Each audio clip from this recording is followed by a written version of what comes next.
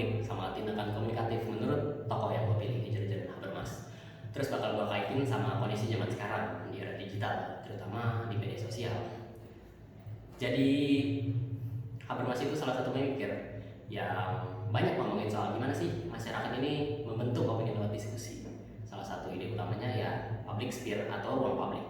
Kalau dijelasin secara simpel, ruang publik itu tempat di mana orang bisa ngobrolin isu bersama, bisa debat, bisa tukar pendapat, sampai terbentuk opini publik.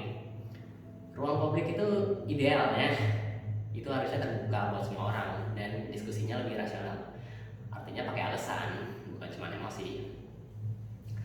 Dan Habermas juga membahas tentang konsep tindakan komunikatif yang ini intinya komunikasi yang tujuannya bukan buat menang atau mempengaruhi, tapi buat saling paham. Jadi orang ngobrol tuh biar ngerti sudut pandang satu sama lain dan bisa ketemu kesepakatannya masuk akal tengah-tengah gitu.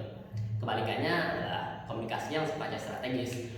Misalnya ngomong supaya orang lain setuju, supaya dapat keuntungan, atau supaya menang debat, atau supaya dipilih pas lagi pemilu. Terus ada konsep lain yang nyambung banget sama era sekarang, era digital di media sosial ini, yaitu refeudalisasi ruang publik.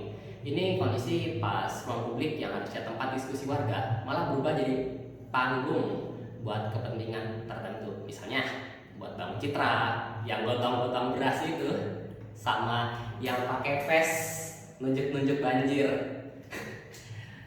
Terus buat promosi atau buat menggiring opini. Kalau kita tarik ke media sosial sekarang, ruang publik ini memang pindah ke platform yang lebih digital, kayak media sosial zaman sekarang, Facebook, Twitter, atau X, Instagram, dan TikTok yang ramai.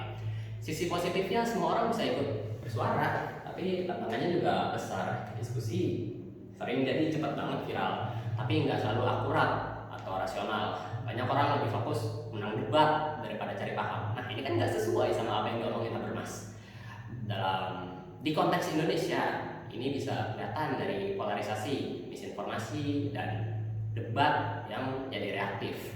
Makanya salah satu hal yang penting yang bisa jadi solusi itu adalah literasi digital. Baca, makanya bukan cuma pakai teknologi, tapi juga bisa ngecek sumber, bedain fakta dan opini, dan ikut diskusi dengan lebih kritis. Makanya berpikirlah lebih kritis, jangan mudah percaya.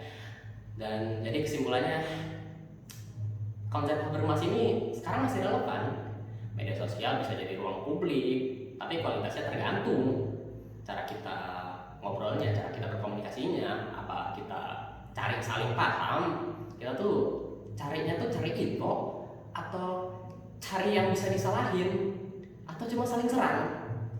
Nah gitu yang gue pahamin dari konsep ruang publik dari tokoh yang gue pilih, Jurgen Habermas. Ya, terima kasih sudah nonton videonya.